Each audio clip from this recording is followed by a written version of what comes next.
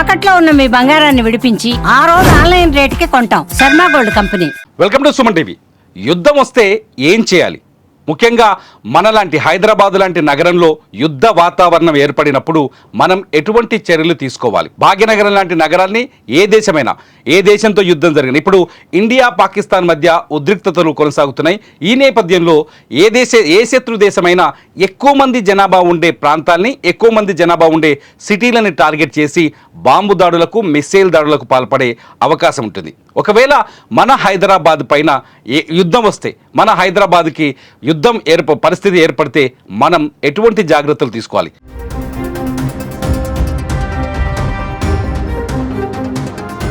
నిన్న కేంద్ర ప్రభుత్వం రక్షణ శాఖ ఇచ్చిన ఆదేశాల మేరకు హైదరాబాద్లో చాలా చోట్ల మాక్ డ్రిల్ నిర్వహించారు.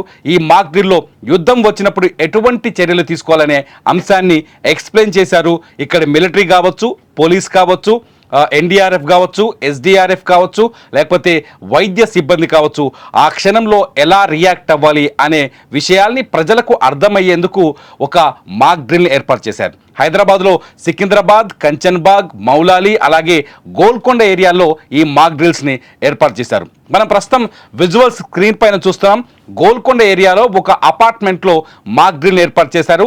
ఆ మాక్ డ్రిల్లో వారిని అక్కడున్న, అంటే ఒకవేళ యుద్ధ వాతావరణం ఏర్పడినప్పుడు ఏం చేయాలి అనే విషయాల్ని ప్రజలకు అర్థమయ్యేటట్టుగా ఉండేట్టు, అంటే సాధారణంగా యుద్ధం జరిగిన తర్వాత ఏదైనా ఎయిర్ స్ట్రైక్ కావచ్చు, లేకపోతే మిసైల్ స్ట్రైక్ కావచ్చు జరిగినప్పుడు మనం ఎలా ప్రవర్తించాలి? చూడండి, పిల్లల్ని ఇంటి లోపల నుంచి, అపార్ట్మెంట్స్ లోపల నుంచి బయటికి ఎత్తుకొని వస్తున్నారు చేతుల్లో వీళ్ళు ఎన్డీఆర్ఎఫ్ వాళ్ళు. ఆ తర్వాత వాళ్ళని అక్కడున్న వైద్య సిబ్బంది ఆసుపత్రికి తరలిస్తున్నారు అంబులెన్స్లో.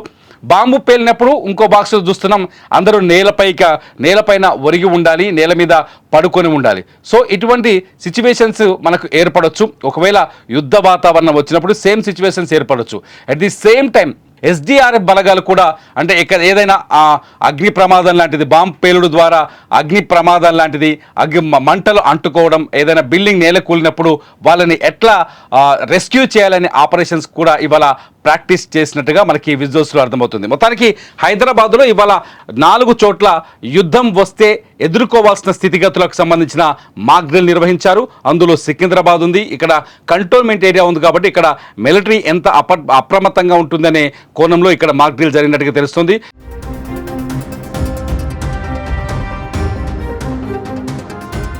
ఇకపోతే మౌలాలిలో ఎన్ఎఫ్సి ఉంది, ఇక్కడ నేషనల్ న్యూక్లియర్ ఫ్యూయల్ సెంటర్ ఉంది. ఇక్కడ కూడా అంటే యుద్ధం వచ్చినప్పుడు ఆ పరిసరాల్లో మనం ఎలా ప్రవర్తించాలి అనే మాక్ డ్రిల్ అక్కడ ఏర్పాటు చేసినట్టుగా తెలుస్తుంది. గోల్కొండకు వస్తే ఇక్కడ మిలిటరీ స్థావరాలు ఉన్నాయి. గోల్కొండలో కూడా అక్కడి ప్రజలు ఎలా అప్రమత్తమై ఉండాలి అనే అంశాన్ని అందరికీ అంటే అర్థమయ్యేందుకు, అందరికీ ముందుగానే బోధపడేందుకు ఈ మాక్ డ్రిల్ ఏర్పాటు చేసినట్టుగా తెలుస్తుంది. ఇక డిఆర్డిఎల్ ఉంది కంచన్బాగ్లో, ఆ పరిసరాల్లో కూడా యుద్ధం వచ్చినప్పుడు అక్కడి ప్రజలు ఎలా ప్రవర్తించాలి, ఎంత బాధ్యతగా ప్రవర్తించాలనే అంశాన్ని ఇవాళ మాక్ డ్రిల్ ద్వారా ప్రాక్టీస్ చేసినట్టుగా తెలుస్తుంది.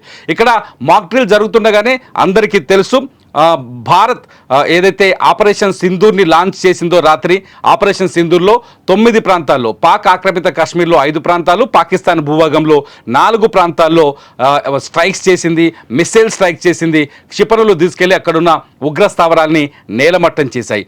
ఇటువంటి పరిస్థితుల్లో పాకిస్తాన్ భారత్ పైన కక్ష తీర్చుకుంటామంటుంది, భారత్ పైన ప్రతీకార దాడి చేస్తామంటుంది.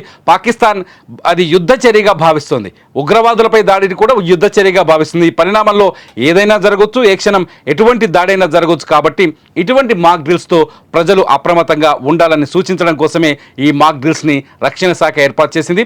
ఆంధ్రప్రదేశ్, తెలంగాణతో పాటు దేశవ్యాప్తంగా ఈ మాక్ డ్రిల్స్ కొనసాగుతున్నాయి. నిన్న ఉత్తరప్రదేశ్లో జరిగింది, అంతకుముందు ఆర్మీ డ్రిల్స్ కూడా చేశారు చాలా చోట్ల. సాధారణంగా యుద్ధ పరిస్థితులు ఉన్నప్పుడు, ఎందుకంటే భారతదేశానికి మనందరికీ యుద్ధం ఎలా ఉంటుందనే విషయం ఎవరికి పూర్తిగా తెలియదు కాబట్టి యుద్ధ పరిస్థితులు ఉన్నప్పుడు ఫేక్ న్యూస్ నమ్మొద్దు, తప్పుడు వార్తల్ని నమ్మొద్దు, అధికారులు చెప్పే వరకు ఇళ్ల నుంచి బయటకు రావద్దు, సైరన్ మోగినంతసేపు ప్రజలు ఇళ్లలోనే ఉండాలి. ఇవాళ హైదరాబాద్లో హైటెక్ సిటీ ఏరియాలో 2 నిమిషాల పాటు సైరన్ మోగించారు.